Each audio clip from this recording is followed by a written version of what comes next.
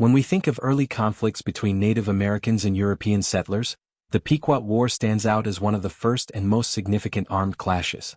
Taking place between 1636 and 1638, this brutal conflict reshaped the balance of power in New England.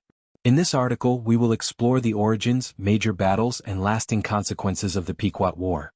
The roots of conflict before European colonization. The Pequot people were a dominant force in southern New England. They controlled trade routes and had strong alliances with neighboring tribes. However, tensions between the Pequot and English settlers escalated due to competition over trade, territorial disputes, and mutual distrust. The Pequot had established themselves as major players in the region's fur trade, dealing with Dutch traders. When the English arrived, they sought to control this lucrative market, leading to increased hostilities. Additionally, smallpox epidemics weakened many Native American tribes, creating a volatile power dynamic that the English sought to exploit. The spark that ignited war. The conflict began in 1636 after the murder of an English trader, John Oldham.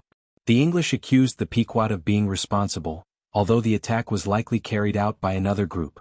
In retaliation, Massachusetts Bay Colony launched a military expedition against the Pequot, marking the beginning of open warfare. Key battles and events. One of the first major engagements of the war was the attack on a Pequot village along the Mystic River in 1637. English forces, led by Captain John Mason and assisted by Mohegan and Narragansett allies, surrounded and burned the village, killing hundreds of Pequot men, women, and children. This brutal massacre devastated the Pequot people and sent shockwaves through New England. Survivors of the attack either fled, were captured, or were sold into slavery. The Pequot were systematically hunted down in the following months, with smaller skirmishes leading to their near-total destruction as a political entity. The aftermath and consequences. The Pequot War had lasting implications for Native American-European relations. The near extermination of the Pequot created a power vacuum in the region, which allowed the English to expand their settlements with little resistance.